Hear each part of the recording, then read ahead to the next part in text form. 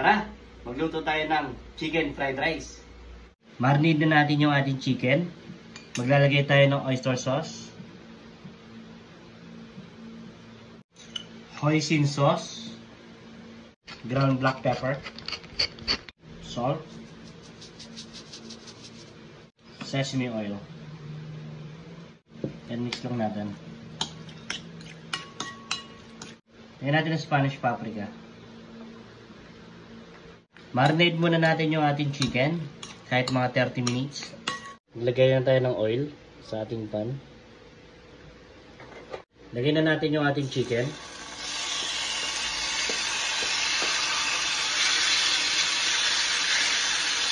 Set na natin yung ating chicken.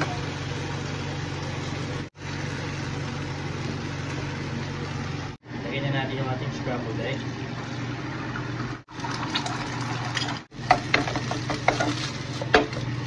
Set na natin. Lagyan na natin yung ating onion garlic. Sotay lang natin yung ating onion garlic ng mabuti. Pagluto na, ilagay na natin yung ating carrots.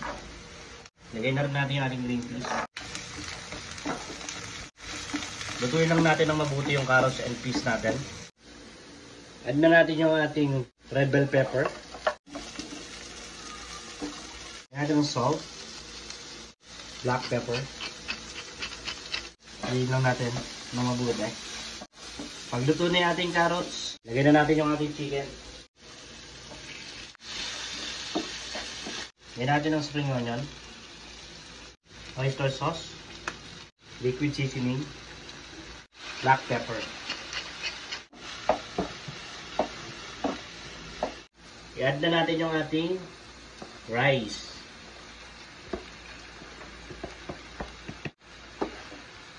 Haluin lang natin yung ating mga nilagay na ingredients para kumapit sa ating rice, yung mga sauce.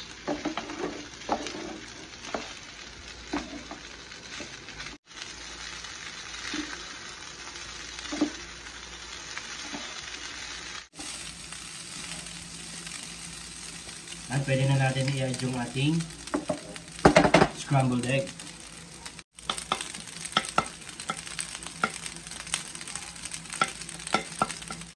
Haluin lang natin ng mabuti.